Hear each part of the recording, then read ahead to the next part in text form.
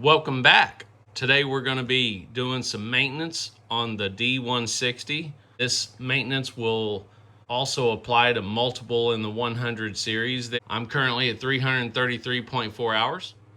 I'm about to be doing some big maintenance. I'm going to be changing the steering components. I'm going to change all the steering wheel bushings. I'm going to change the front axle bushings and also the bolt. But in this maintenance video, I'm quickly going to show you all the grease fittings. I already have this tractor lifted up. Okay, on the front end of this D160 John Deere, you have 5 grease fittings. Okay, so you see right there, that's the pivot of the front axle.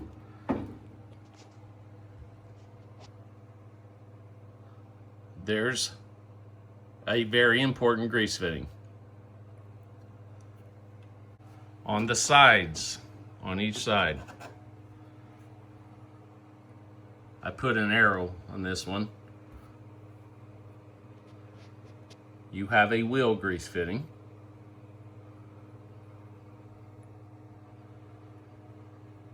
You have a grease fitting right here.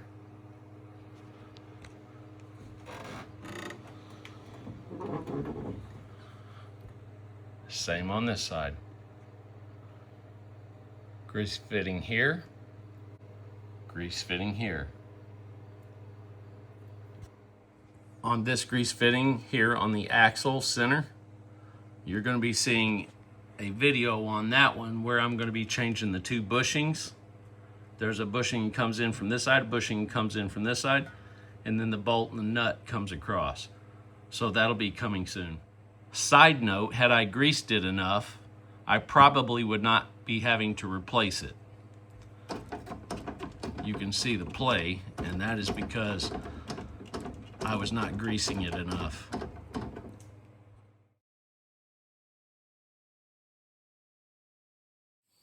Now to the deck on the D160, you have 3 grease fittings.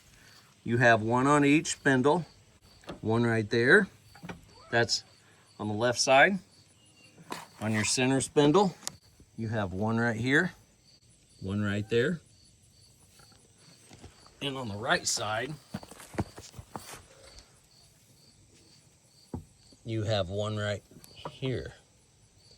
So 3 fittings on the deck. Now, there's a raging debate. And I'm going to tell you why there's a raging debate. There's going to be people that say you should grease it. And in fact, John Deere says to grease it. This is a brand new bearing that goes in these spindles. I changed my own bearings, but I'm gonna pull a brand new one out so I'm prepped for when I blow one. Okay, what you have here is a rubber sealed 6203 bearing. So basically, if you put grease in this fitting right down there, it does not actually go in the bearing. That's why there's a debate on this. By the way, I don't buy made in China bearings. These are more expensive, but it's worth it because you reload your own spindles and they last significantly longer. Okay, going back to the grease. Let me give you a scenario. There's 2 of these in each of the spindles. So you're putting grease. Let's say you lose one side of your seal and it happens to be the inside seal. When your grease gets hot, it turns to thinner, almost like an oil, and then it gets thick again. So let's say you lose one seal and it's the inner seal. If you are greasing your spindle, your bearing will still have grease. If you are not greasing your spindle, you will not have any grease available other than what came with it in the beginning. And as you can see, There's not a whole lot of grease in these. That is, I'm assuming, why John Deere tells you to grease the spindles. People can do what they want. For me, grease is dirt cheap, so I throw a couple shots in there. I don't just pump it full, but I do put a little bit in there. That concludes the grease fitting video. Upcoming, I'm fixing to be replacing drive belt, which was trashed, and I've already got it pulled up on jacks, along with